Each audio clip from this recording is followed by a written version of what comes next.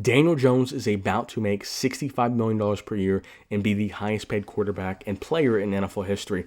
Look, it's all about timing, and Daniel Jones' timing is impeccable.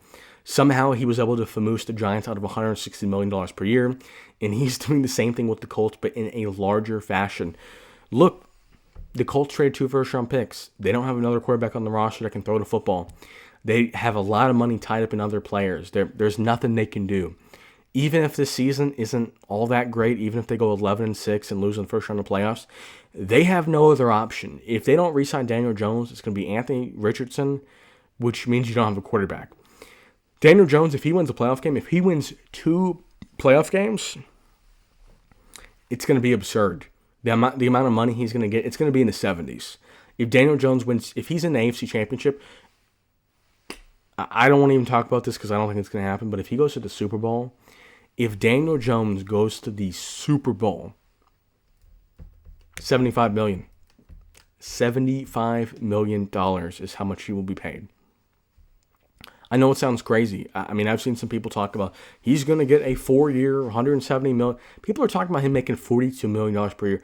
He's playing as a top 10 quarterback in the NFL on a winning team that's going to win their division, and he's a free agent. Now, they could try to franchise tag him for sure. He could just hold out. And if he holds out, if he pulls that card, I'm not playing on a franchise tag, look, they've got to sign him. There's no way around it. They have no other option. He's in a positional player. You know, a lot of positional players you can tag, and if they don't play, it's like, well, whatever. Le'Veon Bell didn't play, and the Steelers were fine. Daniel Jones is going to get a massive payday, and people legitimately are not ready for it. I'm almost 100% sure he's going to be the highest paid player in the NFL. Look, you need to get into the 60s, and I don't see any reason why he wouldn't.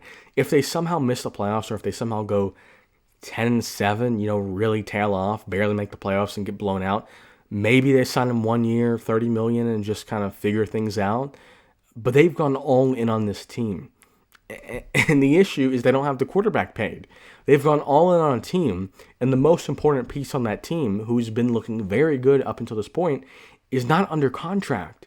The amount of leverage Daniel Jones has, I mean, it's more leverage. It's about the same leverage as Lamar Jackson did with the Ravens. But what's different is the Ravens had more options because they still had Lamar, who they could trade and get picks, and they had their own picks. So the Ravens with Lamar Jackson during that contract holdout potential trade, the Ravens had a lot more leverage over Lamar, even though Lamar's a better player than Daniel Jones, because Daniel Jones, you can't trade him for anything if he's mediocre. And you don't have any picks to pick anybody else. So he holds all the cards.